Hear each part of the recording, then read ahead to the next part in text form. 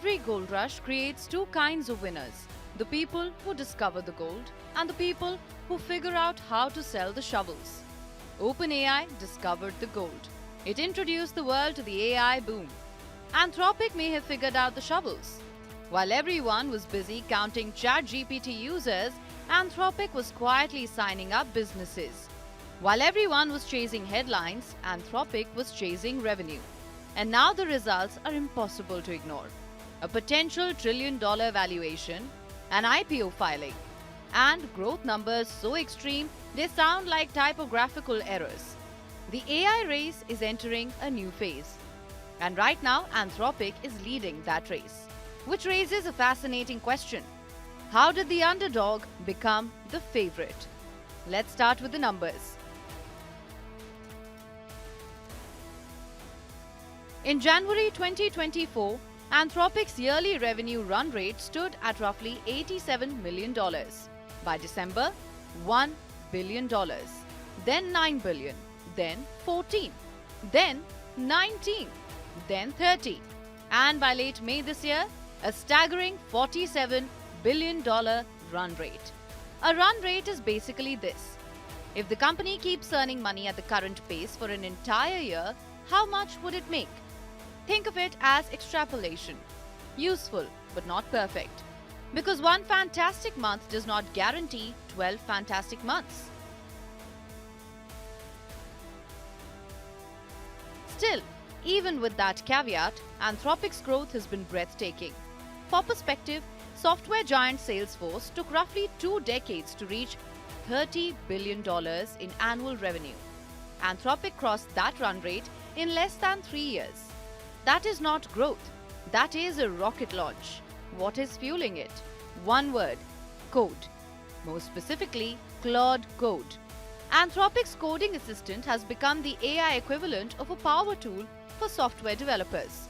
Programmers aren't merely using it. Many are reorganizing entire workflows around it. Within months, Claude Code generated billions in annualized revenue. And unlike consumer chatbots chasing viral headlines, Anthropic focused on businesses. Around 80% of its revenue comes from enterprise customers, meaning companies pay Anthropic. Lots of companies, more than 300,000 of them. And businesses tend to be far more reliable customers than curious internet users asking chatbots to write poems about cats. But revenue alone does not explain why Anthropic suddenly leapfrogged OpenAI. Because OpenAI remains enormously influential. ChatGPT changed the world. Everybody knows that. The question is, why are investors suddenly treating Anthropic as the industry's golden child? The answer begins in 2020, when a group of employees walked away from OpenAI. Leading them was Dario Amodei. Their concern wasn't that AI wasn't advancing fast enough. Their concern was the opposite, that it was advancing too fast. They believe safety and alignment needed greater attention. Alignment sounds technical, but it simply means making sure AI systems behave in ways humans actually want. The founders built Anthropic around that philosophy. Safety first, capabilities second. At the time, many saw that approach as cautious, maybe even boring. Today, investors are calling it visionary, because something unexpected happened. The market started rewarding restraint. Trust became Anthropic's most valuable product. Not Claude, not code, trust. And trust is difficult to measure.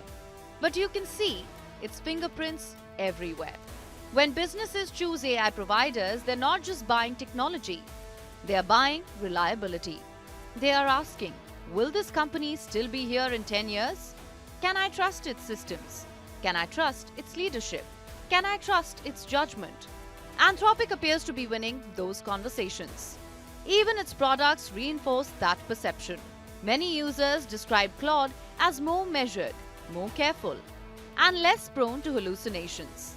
Now, in AI terminology, a hallucination isn't a psychedelic experience. It's when an AI confidently invents something that isn't true. Like a student writing an essay and citing books that never existed. Every AI model hallucinates. The question is, how often? And many businesses increasingly view reliability as more valuable than creativity, especially when millions of dollars are at stake. Then there's the battle investors care about most: profitability. Another Wall Street buzzword. Let's decode it. Profitability simply means earning more money than you spent. Sounds obvious.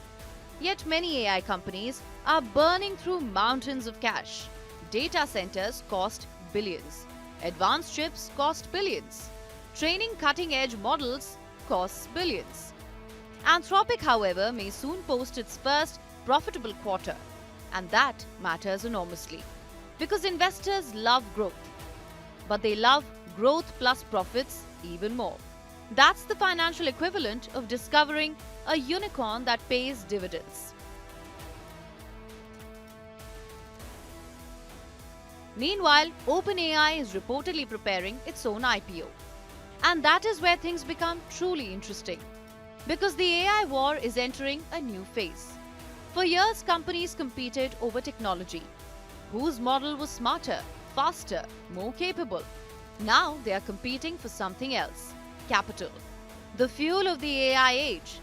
The company that raises more money can build more data centers, buy more chips, train larger models, expand faster. The battlefield is moving from Silicon Valley to Wall Street. And Wall Street is preparing for one of the biggest showdowns in modern tech history. Anthropic versus OpenAI. Amadei versus Altman. Claude versus ChatGPT.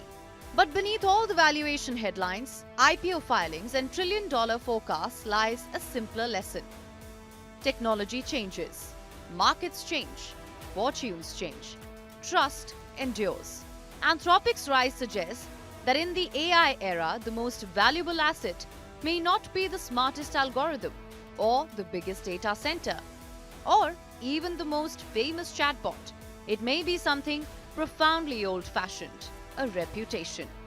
Because in a world increasingly run by machines, people still invest in people. And right now, investors seem to be making a very expensive statement. They trust Anthropic. The trillion-dollar question is whether that trust will last.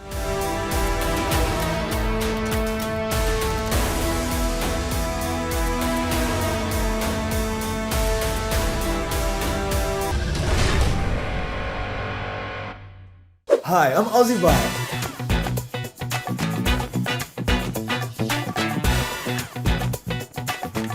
And in this series, I'll give you the chai tea on his... No. It's not chai tea, it's chai. Chai tea is like saying ATM machine. It's like saying delicious British food. So here I tell you the craziest stories about famous people, places, and incidents from history without overcomplicating it. Because this is Aussie Guy Reviews History.